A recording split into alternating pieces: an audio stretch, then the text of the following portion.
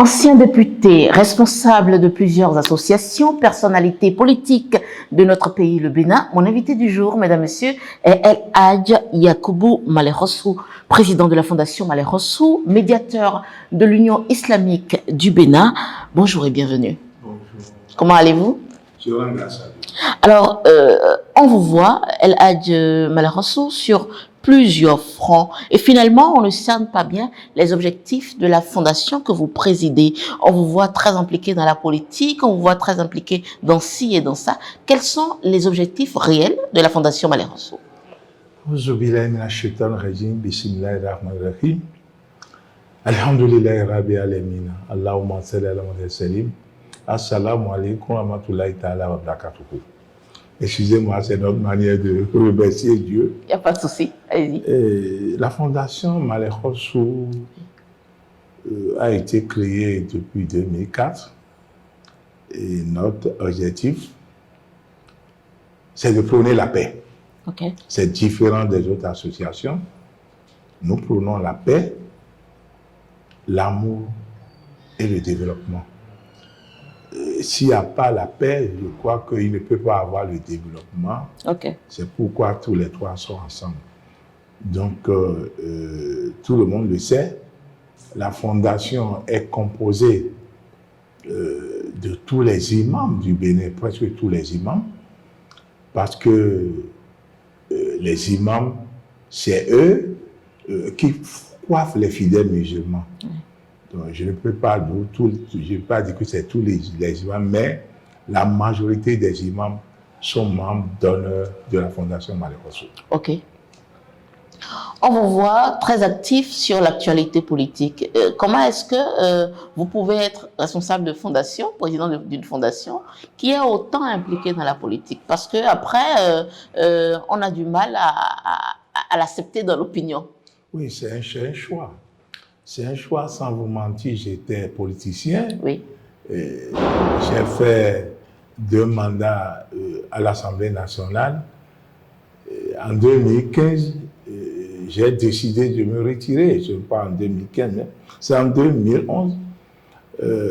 Lorsque j'ai démarré le 2e mandat, j'ai pris la parole devant tous les collègues pour leur dire que c'est mon dernier mandat. Dernier mandat, paix à son âme, maman a commencé à crier. J'ai dit non, que ce n'est pas que je vais mourir. Je ne vais plus faire le 3e mandat. Les gens ont demandé à savoir pourquoi. Pour moi, je suis un musulman pratiquant. Okay. Et si tu es député, tu dois être opposant ou mouvancier. Oui. J'ai essayé de tenir pendant 8 ans, mais vraiment, j'ai eu chaud.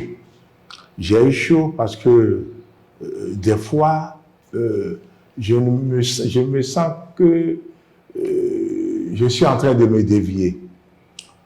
Parce qu'on nous dit dans le Coran, Sourate 4, verset 59, Dieu a été clair.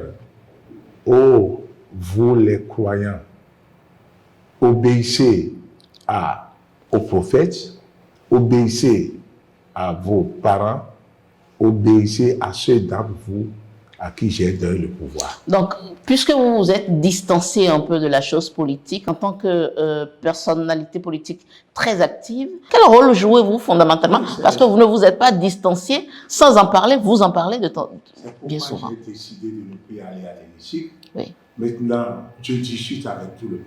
Okay. Je discute avec les opposants, je discute avec les mouvanciers.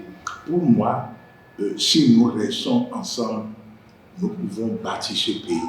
Or, la politique, ce n'est pas ça. Oui. Celui qui est opposant, il veut prendre le pouvoir demain. Bien sûr. Celui qui a le pouvoir, bon, pour lui, il peut rester là longtemps. Oui. C'est la différence. Donc moi, j'ai choisi de rester au milieu. Mais les gens ont aujourd'hui du mal à vous faire confiance lorsque vous faites le choix de rester au milieu de cette manière. Est-ce que l'opposition vous fait confiance? Est-ce que la mouvance vous fait confiance? Ah oui, ça, je vous l'ai dit, je ne peux pas vous le cacher. Je discute avec les responsables des opposants.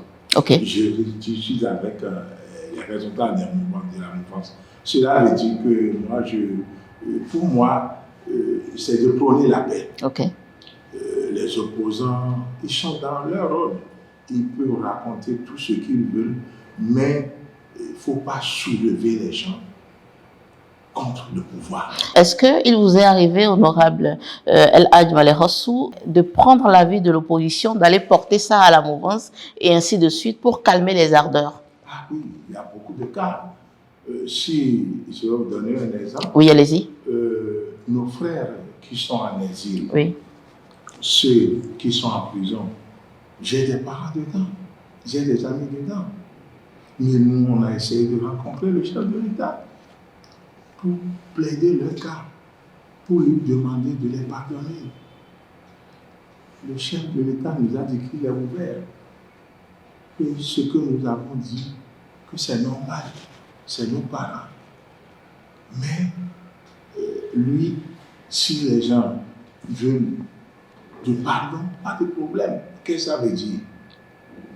Si je suis en faute et si moi-même, je n'arrive pas à faire un effort envers celui-là qui détient le pouvoir, c'est un peu difficile. Nous, on est en train de faire ce que nous pouvons. Mais ceux qui sont en exil, ceux qui sont en prison, qu'est-ce qu'ils sont en train de faire? C'est ça que je me pose la question. C'est affaire d'humilité. Par exemple, les députés de l'opposition, ceux de la si ceux-là restent ensemble, je crois qu'ils peuvent demander quelque chose au chef de l'État. Et le chef de l'État ne peut pas refuser. Mais jusqu'à ce jour, puisque ça parle détenus politiques, ça parle exilés depuis déjà un bon moment au Bénin, qu'est-ce que vous avez fait de façon concrète pour que l'opposition et la mouvance trouvent un terrain d'entente? Non, ce que vous savez, comme vous le savez, la politique, c'est un peu compliqué. Oui. Nous, on leur demande de rester ensemble. C'est ça qui est un peu compliqué. Okay. Nous discutons avec les opposants et notre problème, mettez la balle à terre. Si nous voulons quelque chose, nous n'avons pas besoin d'aller avec la force. Et je les remercie depuis qui sont maintenant à l'hémicycle. On sent que quelque chose a changé dans le pays. On sent que ce n'est plus assemblée monocolore. C'est ça que nous voulons. Mais ce que nous voulons de plus, c'est qu'ils sont minoritaires. Ils n'ont qu'à essayer de se rapprocher des autres, de la majorité, pour leur dire restons ensemble, pour que nos frères qui sont en exil ou bien ceux qui sont en prison soient libérés. C'est ce que je veux. C'est qu'ils doivent se rapprocher d'eux. Il ne s'agit pas de dire qu'on va voter une loi sans leur consentement. Dans la mesure où vous n'avez pas la majorité, vous êtes obligé de négocier. C'est ça que je veux.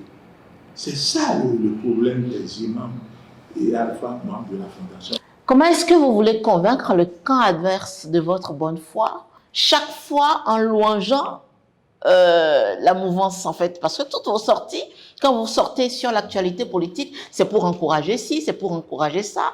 Et chaque fois, demander à l'opposition, non, elle n'a qu'à ramener la balle à terre. Mais comment est-ce que vous voulez que vos interlocuteurs vous écoutent et vous fassent confiance dans ce rôle-là que vous avez pris? Oui, merci, Madame Rouillon. Comme vous le savez, je suis musulman.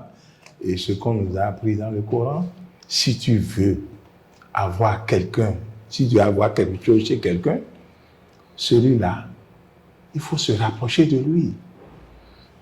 Il faut se rapprocher de lui.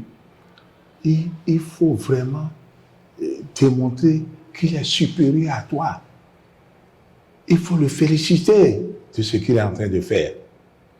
Mais ce n'est pas ça. Il y a des choses que nous reprochons au gouvernement, mais nous ne disons pas cela en public. Mais pourquoi vous ne le dites pas en public? Le Coran interdit.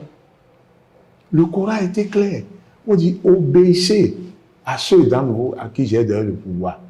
Bien vrai, les opposants ne peuvent pas être d'accord avec moi, mais j'ai été opposant dans ce pays. J'ai été mouvancier. Mais pour moi, si tu es avec quelqu'un, ce qu'il est en train de faire, si c'est bon, il faut le féliciter. Mais si c'est mauvais, tu n'as pas besoin de dire ça publiquement. C'est la réalité, ça. Et c'est ce que nous faisons. Si moi, je ne vous ai pas dit que nous avons rencontré le chef de l'État pour le problème du dossier des exilés et ceux qui sont en prison, nous pouvons être au courant. Vous l'avez rencontré et qu'est-ce qui a été dit? Mais le président est d'accord avec nous. Il a dit, chers imams, nous allons réfléchir. Nous allons réfléchir. Mais est-ce que, après avoir été en contact avec le chef de l'État pour plaider la cause des exilés, est-ce que après vous avez fait, vous menez des actions pour essayer de lui mettre, enfin, la pression pour que on passe le cap de la réflexion et qu'on aille à l'action? Oui, mais ça, nous, on n'est jamais resté tranquille. À chaque fois, nous le rappelons.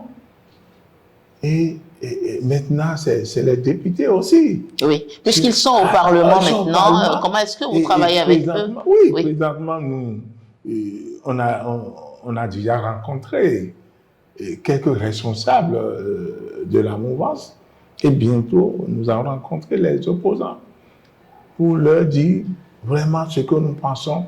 Si nous restons ensemble et demander quelque chose au chef de l'État, il va accepter. Alors, honorable Elhadji Maleh Rossou, puisqu'on parle politique, l'autre fait, sinon l'autre phénomène qui marque le Bénin, c'est le terrorisme.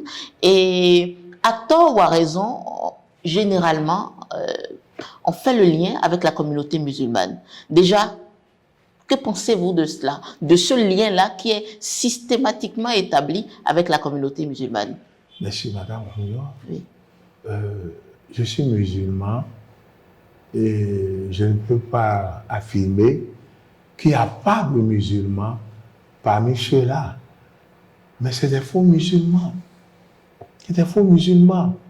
Je suis Yacoubou et je laisse ce que Dieu nous a dit de faire. Dieu n'a jamais demandé de tuer. Jamais. C'est interdit. Si Dieu avait accepté qu'on tue, il allait, je parle de Dieu, il allait accepter que Abraham, alayhi salam, tue son enfant. Dieu il a demandé qu'il va tuer son enfant, mais après, Dieu l'a pardonné. Donc, tous ceux qui sont en train de tuer, il faut savoir que c'est des faux musulmans.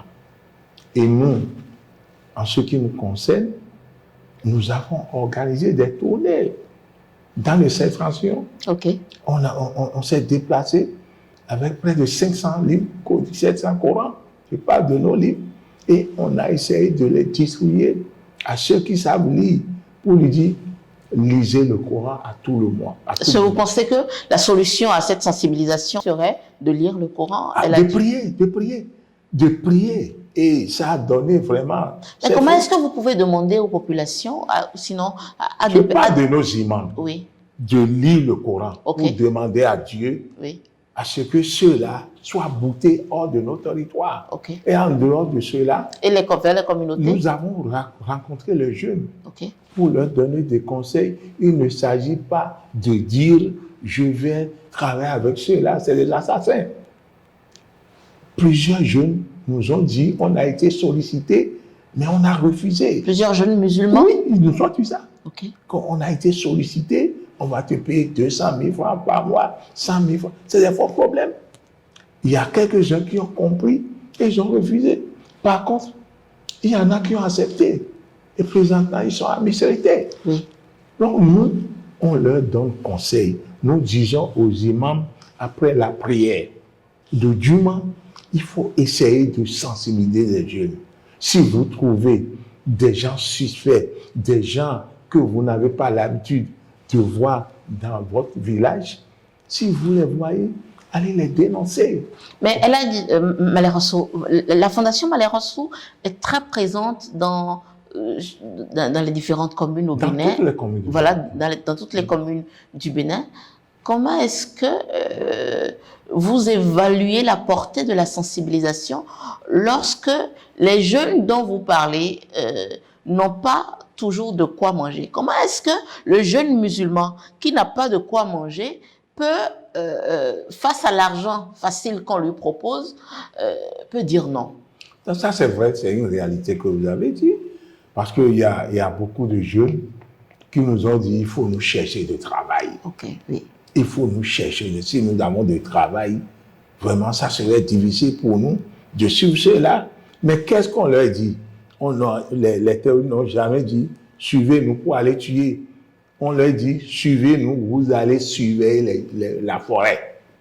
C'est ça qu'on leur dit. Ah oui. Oui, comme agent de sécurité.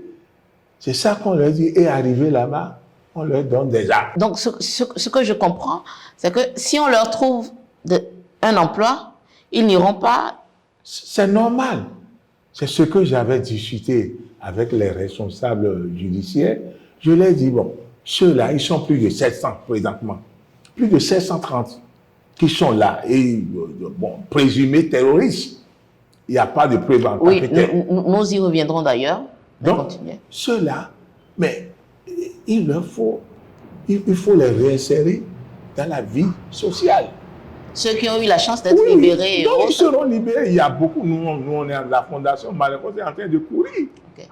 Okay. Mais oui. Dans les éléments de discussion avec vos amis de la mouvance, est-ce que vous négociez pour trouver des opportunités aux autres jeunes de ces localités qui restent exposés quand même? Parce que si je suis agent et qu'on me demande de venir surveiller la forêt pour prendre de l'argent, je ne dirais pas non. C'est la réalité. Alors, est-ce que, puisque vous échangez autant avec la mouvance que l'opposition, est-ce que dans vos rencontres avec la mouvance, vous leur dites il faut trouver de quoi aux jeunes afin qu'ils soient moins tentés face aux manipulations aux fins de terrorisme? Non, ça, ce n'est pas affaire de mouvance. Okay. C'est affaire des maires. Okay. Oui, nous avons rencontré plusieurs maires et on leur a dit vraiment, il faut qu'on fasse quelque chose pour ces jeunes. Okay. Parce qu'ils sont exposés. S'ils n'ont rien à faire, ils n'ont pas le choix. Ils n'ont pas donc. S'il y a des jobs, il faut que les jeunes soient prioritaires. Malheureusement, je constate dans le pays, nous, on veut rencontrer le chef de l'État pour ça. Des retraités qui sont fatigués et ils sont nommés à des divers dépôts de responsabilité. Il faut que ceux-là aient pitié de la jeunesse. Vous avez travaillé pour 30 ans. Maintenant, on vous fait appel et vous bloquez les jeunes. Ce n'est pas bon. Nous, on essaie quand même de sensibiliser les maires à faire quelque chose. Mais est-ce qu'ils peuvent quelque chose sans le pouvoir? Donc, c'est le moment de rappeler à l'opinion publique, surtout les retraités. Oui. Je me procède à genoux pour leur demander de laisser la place aux jeunes. Les jeunes ont de diplômes, ils ne savent pas ce qu'il faut faire. Et vous avez travaillé pour 30 ans et vous continuez encore de travailler. Non, ce n'est pas bon. Donc moi, je souhaiterais que les mairies prennent la jeunesse en compte. Et ceux qui vont sortir, ils vont sortir. Nous sommes en train de négocier. Parce qu'il n'y a pas, sur les 700 là, à peine on va trouver 100 terroristes. Parce que c'était ma prochaine question. Est-ce que le bruit court qu'on arrête les jeunes pour tout et pour rien, mais au nom du terrorisme, est-ce que ceux qui sont arrêtés, on va parler de la communauté musulmane, sont réellement des terroristes? Et est-ce que vous échangez avec les gens pour que la lumière soit faite sur le profil réel des jeunes arrêtés? Non, moi j'ai été plusieurs fois à Micheletté. Pendant les mois de carême, nous avons l'habitude de leur donner des vivres pour pouvoir jeûner. Mais ces jeunes nous ont dit, on est venu nous ramasser. On est venu nous prendre dans la rue. La nuit, tu es en train de promener, il y a leur patrouille de la police, te prend et on t'amène dans une brigade et tu es gardé. Après, on dit que tu es terroriste. Donc, tous ceux-là ne sont pas des terroristes, ça, il faut le dire. Il faut avoir le courage de le dire. Au cours de leur patrouille, on ramasse les gens.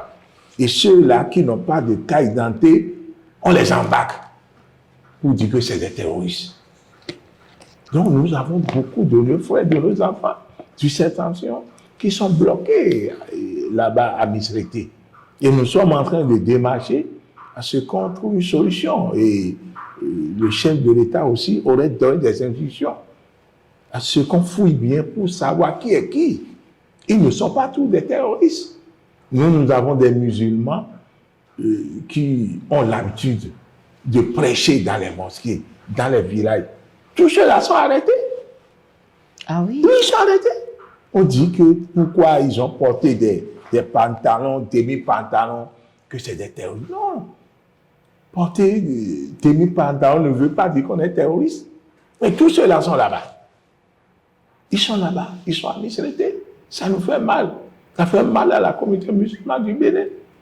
Mais nous, on est impliqués et je crois que, Inch'Allah, d'après ce qu'on nous a dit, le chef de l'État est en train de trouver une solution.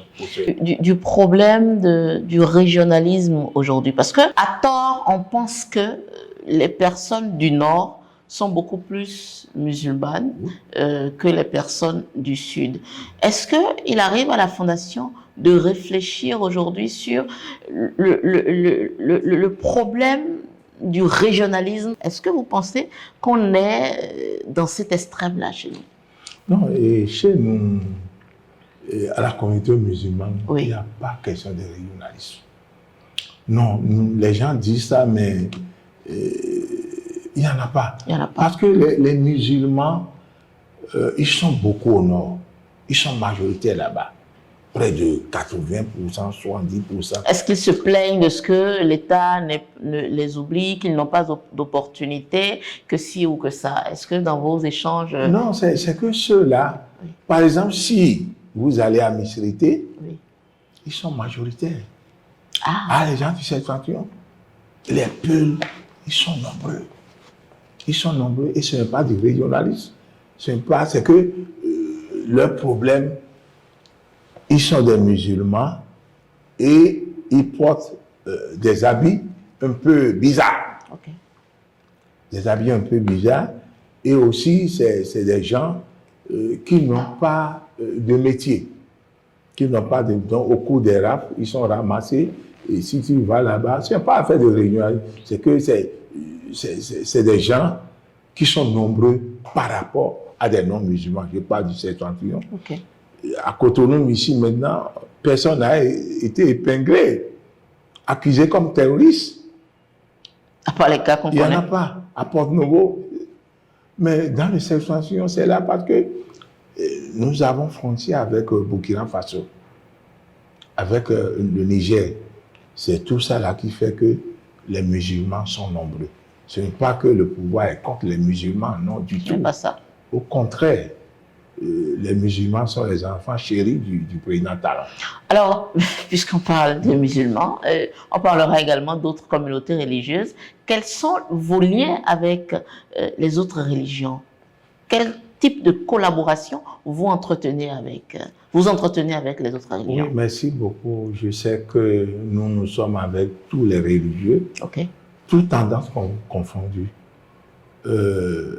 Par exemple, si nous voulons tenir des conférences de presse, des points de presse, on a l'habitude d'inviter ces religieux. Et même, surtout, sur la vie de la nation. Ils se prononcent. Nous avons invité les responsables évangéliques, Monseigneur Ongbedi, oui. Le responsable de la tradition. En tout cas, nous invitons tout le monde, même les responsables du christianisme céleste, et nous restons ensemble pour dire qu'est-ce que nous allons faire pour que la paix règne dans le pays. S'il n'y a pas la paix, nous ne pouvons pas aller dans les églises, ni dans les mosquées, ni dans les temples. Et c'est pourquoi nous avons l'habitude de les inviter. Et je peux vous affirmer que nous travaillons ensemble. Nous travaillons ensemble. Il n'y a pas de problème en tant que tel entre vous et les... Non, du tout. Nous travaillons ensemble. Et plusieurs fois, Monseigneur Ongbedi nous a invités pour des manifestations. Okay. Et nous envoyait des gens pour nous représenter, vice-versa. Donc cela veut dire que chez nous au Bénin, les religieux sont tous ensemble. Ça, je rends grâce à Dieu. On sait que vous avez une forte communauté d'imams très impliqués dans la fondation Malher Rossou qui est engagée pour l'appel à sensibilisation.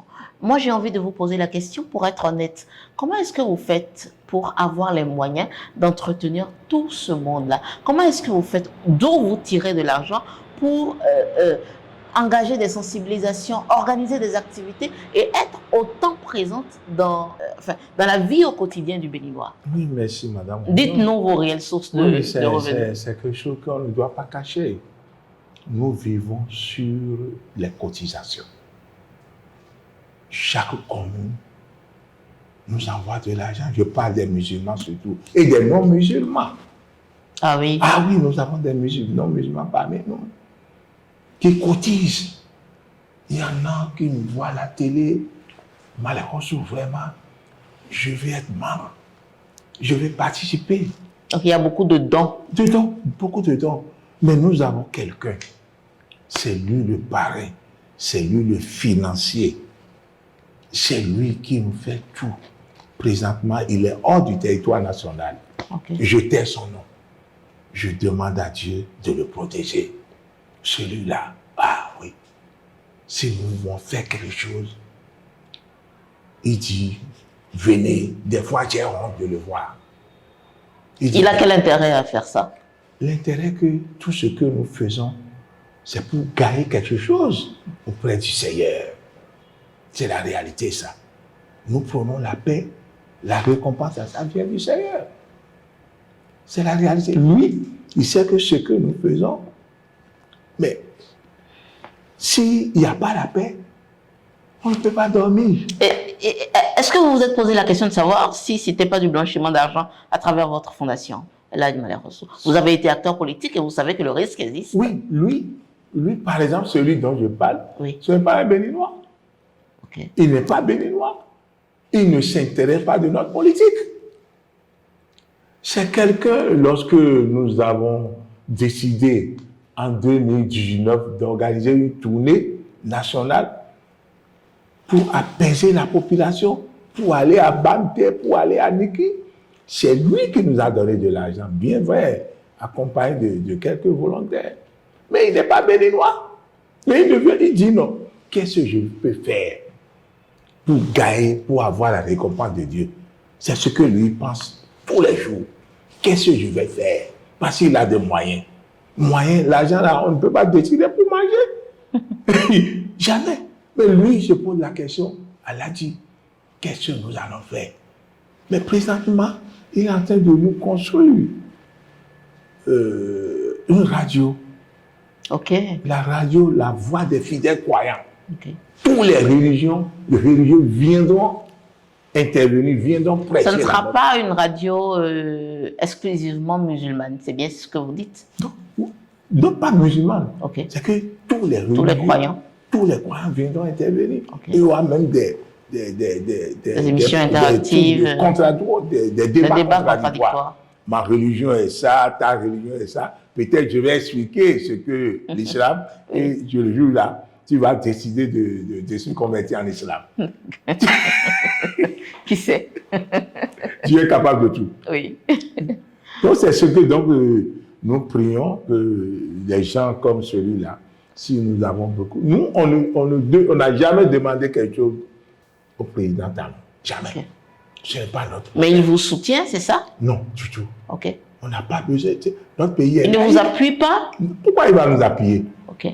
On n'a pas besoin de non, parce que ça se dit que c'est parce que la fondation Malher Rossou est financée par M. Patrice Talon. C'est ce que les gens croient. Oui. Il ne peut pas nous financer. Nous sommes autonomes. Et nous avons des responsables. Des gens qui ont peu de moyens parmi nous.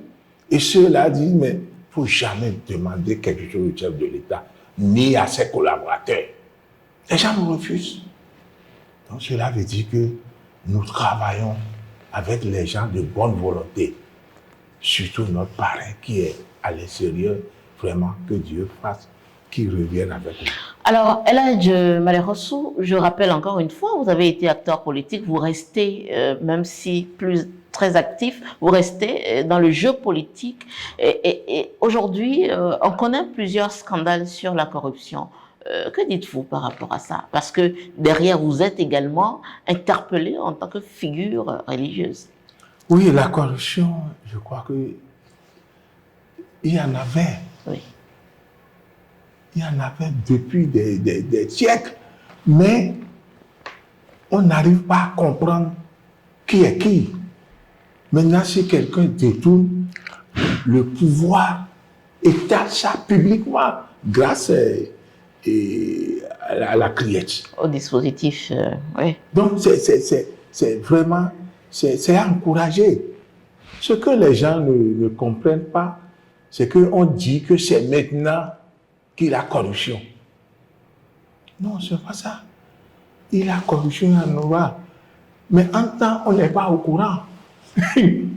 On n'est pas au courant. Vous pensez que le régime de M. Patrice Talon ne connaît pas plus de scandales de corruption que d'autres? C'est ça. C'est que le gouvernement actuel fait tout pour que nous connaissons ceux qui sont en train de détourner. Avant, c'est enfermé. C'est un secret. On te dénonce, tu trouves les gens seulement, tu donnes quelque chose, on tait. Et ça continue. Maintenant, il n'y a pas question. Même si tu es enfant de talent, tu détournes, tu seras étalé sur la place publique. Il n'a pas de parents pour ça. Hein. Moi, je le sais. J'ai des enfants qui travaillent. Le président m'a dit, mais vous êtes des musulmans, vous prêchez. Mais si jamais vos enfants tombent dedans, il ne faut pas dire que je vais pardonner. Hein. Mon propre enfant, je ne peux pas pardonner. Parce que la corruption a gangréné le pays. Maintenant, pour le moment, on connaît qui est qui. C'était caché. Donc c'est un engagement du régime que vous soutenez oui, fortement. Oui, nous soutenons. Que la Fondation Maleh Rossou soutient. Les imams, nous soutenons. Parce que nous savons ce qui s'est passé avant. Moi, je suis resté avec tous les présidents. Mais il y a des imams qui en off, hors micro, se plaignent. Avant, bon, les autorités ont l'habitude de nous donner des moyens pour les prières, pour les sacrifices. Mais depuis 2016, le président Talon a refusé.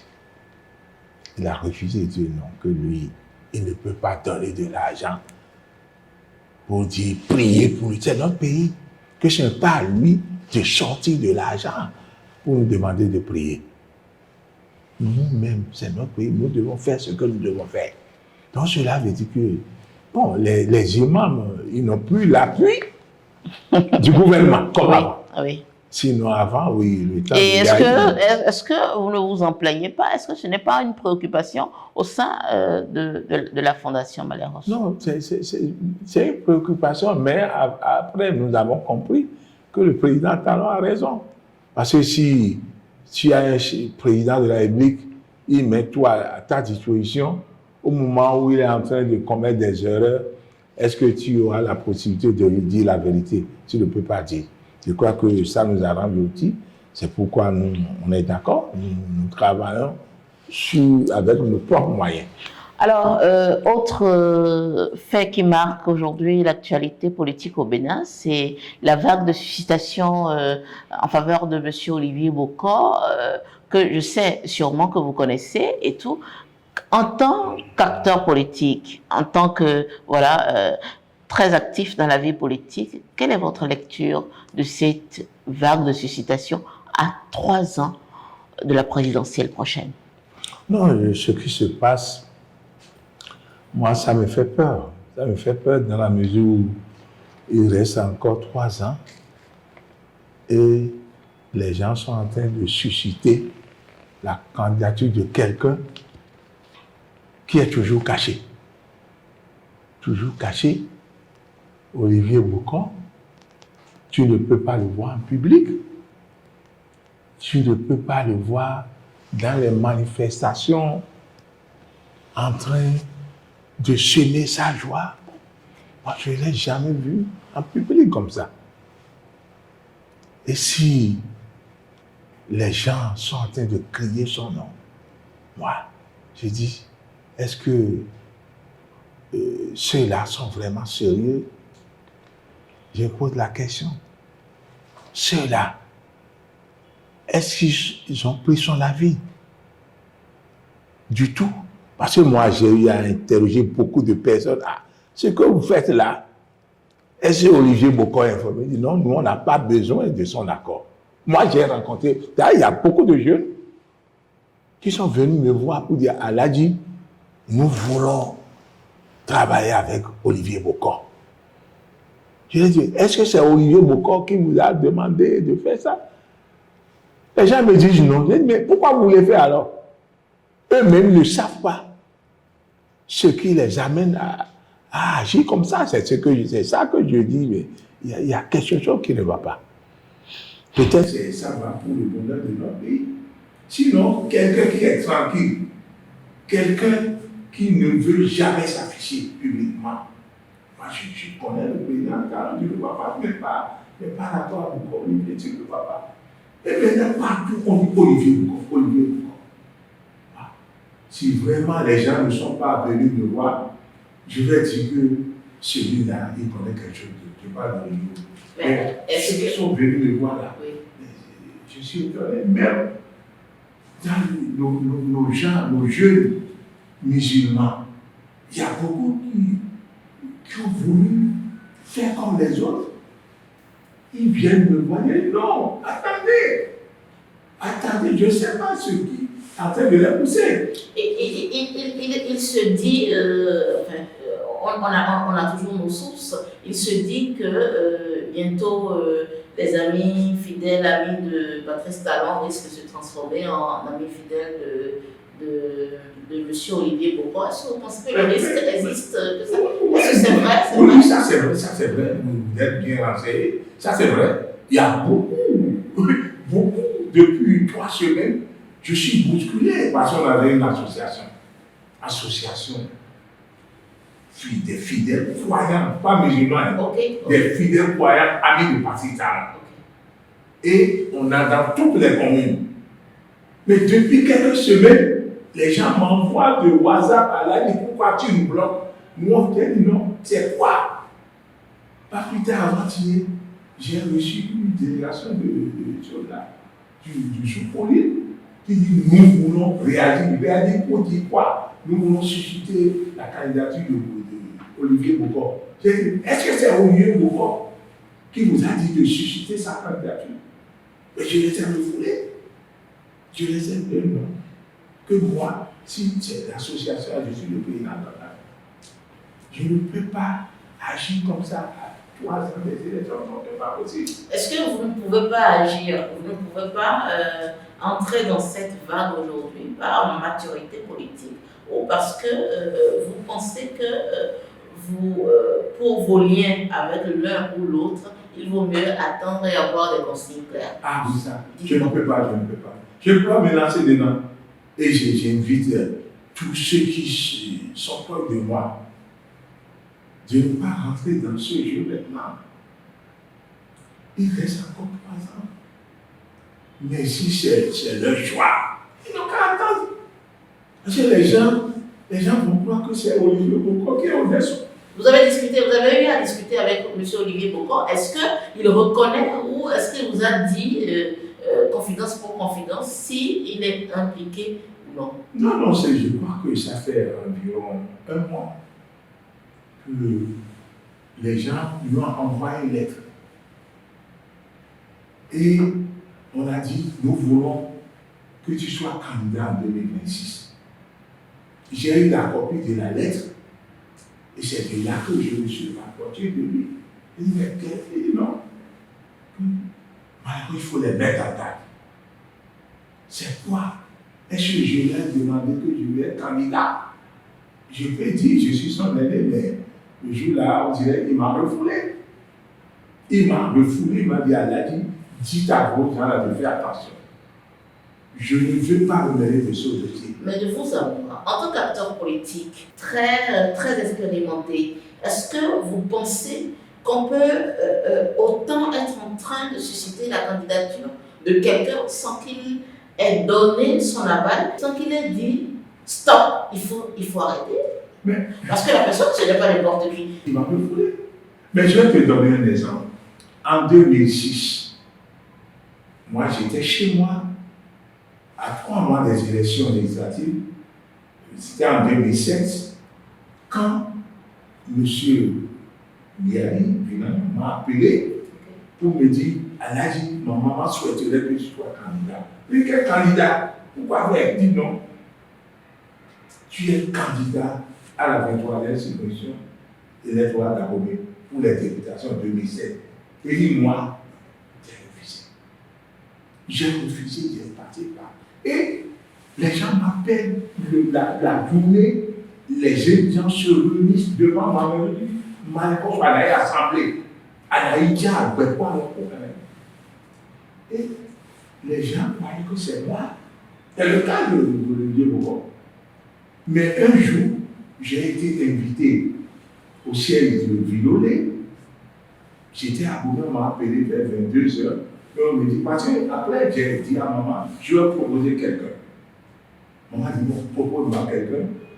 J'ai proposé Gabriel Bleu, actuel premier maire adjoint de la commune d'Abomey. Il vit aujourd'hui, vous pouvez lui poser la question. C'est moi qui ai donné son nom à maman. Celui-là, c'est un intellectuel, il peut être député à ma place. Je vais travailler avec lui. Je vais battre campagne avec lui. Mais maman a refusé. Mais le lendemain, maman m'a envoyé Laura Dima, pour dire que c'est comme ça que Malcos a pris de l'argent chez le premier adjoint au maire et que c'est pourquoi il veut qu'il soit député. On n'accepte pas la politique qui est mauvaise. Maman sait qu'elle a menti peu à son âme. Lorsque j'ai entendu ça, j'ai pris ma voiture pour venir et on dit il y aura confrontation. Je suis arrivé, j'ai trouvé Liali Solo, j'ai trouvé le maire à propos, tous les parents de la LB. Et cette là me dit, maman dit non, elle a dit, c'est toi le député d'Abomey pour rien. De 23h jusqu'à 3h du matin, je coulais les larmes. Et c'est mon neveu, Daoud Alawal, qui m'a appelé. Il dit quelque chose, je ne refuse pas. C'est lui qui m'a appelé. Mon homme, il faut accepter, tu n'es pas Dieu. Pourquoi les gens veulent que tu sois député, tu refuses? C'est comme ça, je suis député. Donc c'est pourquoi je sais bien que Olivier Boko, si je vois mon cas, mon exemple, il n'a rien dit à personne. Il n'a pas dit à quelqu'un de le susciter. Ça, c'est mon cas. Et les barons de la RD sont là aujourd'hui. Il faut vous le témoigner. Alors, nous évoluons les dernières minutes de cet entretien.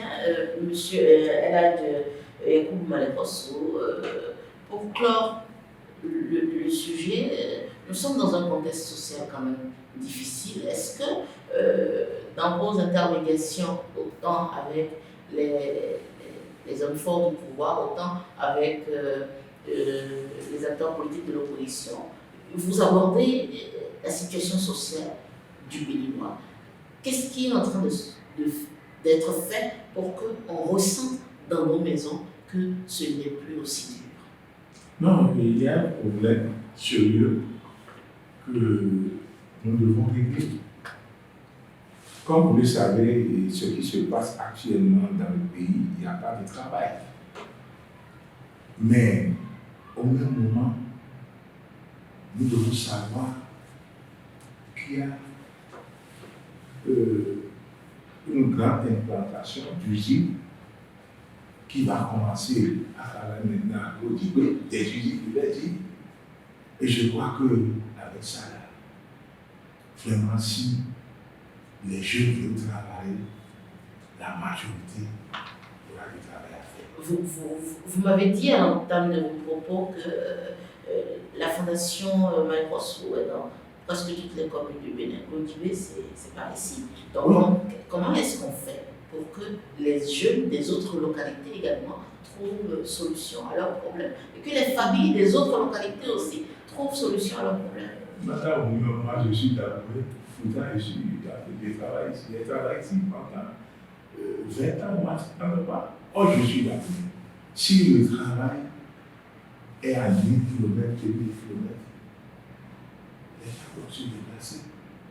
Moi j'ai rencontré Gaboué pour vous dire, si vraiment vous voulez que les gens félicitent le gouvernement, chaque commune doit désigner des gens, des jeunes. Au moins 50 par commune. Parce qu'on dit près de 10 000 emplois. Nous avons 77 communes et les communes ne sont pas les mêmes. Il y a des communes qui n'ont pas assez de temps. Compte tenu de ça, il faut laisser les maires choisir ces jeunes qui viendront travailler dans le site. On ne peut pas prendre les gens de Côte seuls ou bien les gens de Clarissa. Non. Mais pour l'heure, il n'y a pas, les usines ne sont pas encore là. Mais comment est-ce qu'on fait? Mais il faut partir de la majorité là. Je crois que d'ici un an, il y aura moins de 2000 emplois. Ah, donc si on dit 2000 emplois, et si on va à Carrément, on prend 50 jeunes. On va à Malawi 50 jeunes, à Togo 50 jeunes. C'est ça que c'est la proposition de la Fondation Malais. Ce n'est pas qu'on va laisser ici, c'est les gens de Caraïbes. Non, ça ne fait pas. Je crois que le DG Gambet est d'accord avec nous. Alors, nous sommes au terme de cet entretien. Nous avons fait le tour de la Fondation à l'actualité politique ou au faire marquant de l'actualité en ce moment. Quel est votre mot de fin? Mon mot de fin, je demande à tous les députés de la mouvance et de l'opposition de rester ensemble. L'unité. Je crois qu'avec ça, nos frères et sœurs qui sont en prison vont retrouver leur liberté. Vice versa, pour ceux qui sont en exil, ils vont venir travailler pour aider plusieurs l'État. Mais si on dit je suis opposant, je suis offensif, non. Pensons tous à ce pays. C'est ça que moi j'ai fait à l'Assemblée. Je suis resté au début. Mais je n'ai jamais menti sur quelqu'un, sur un ministre, sur un député, non. Mais si nous restons ensemble, avec l'honnêteté, ce que nous voulons, le Seigneur va nous donner. Nous voulons la libération de ceux qui sont en prison et des politiques. Ceux qui sont en exil, qui viennent construire le pays avec le pays natal. C'est notre souhait et c'est le souhait de tous les imams alpha, non musulmans, non de la Fondation Malais. Merci. Elhadj Yacoubou Malais Rosso, je rappelle que vous êtes président de la Fondation Malais Rosso, vous êtes également médiateur de l'Union islamique du Bénin, autrefois honorable député, responsable de plusieurs associations, personnalités politiques du Bénin. Merci d'avoir répondu à la question. Merci, madame.